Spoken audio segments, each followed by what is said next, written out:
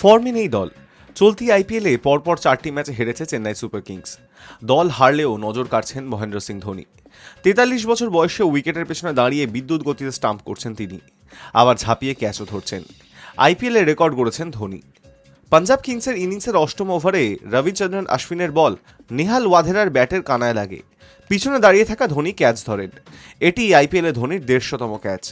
আইপিএলের ইতিহাসে ধোনি একমাত্র উইকেট রক্ষক যিনি 150টি ক্যাচ ধরেছেন। তারপর রয়েছেন দীনেশ কার্তিক। আইপিএলে 137টি ক্যাচ ধরেছেন তিনি। চলতি মরশুমে মুম্বাই ইন্ডিয়ান্স ও রয়্যাল চ্যালেঞ্জার্স বেঙ্গালুরুর বিরুদ্ধে ধোনি স্টাম্পিং দেখেছেন ক্রিকেট প্রেমীরা। মুম্বাইয়ের সূর্যকুমার যাদবকে মাত্র 0.12 সেকেন্ডে স্টাম্প করেছেন ধোনি। পরের ম্যাচে বেঙ্গালুরুর ফিল সল্টকে তিনি স্টাম্প করেন 0.09 সেকেন্ডে। এই বয়সেও তার ক্ষিপ্রতা দেখে হতবাক হয়েছেন ক্রিকেট প্রেমীরা। এবার আরও একটি রেকর্ড গড়লেন তিনি। প্রথমে ব্যাট করে 20 ওভারে 6 উইকেট হারিয়ে 219 রান করে পাঞ্জাব।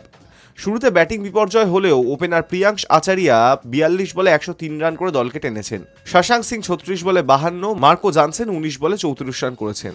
জবাবে 20 ওভারে 5 উইকেট হারিয়ে 201 রান করেছে চেন্নাই। ডেভন কনওয়ে 49 বলে 69 রান করেছেন। 18 রানে হেরেছে চেন্নাই।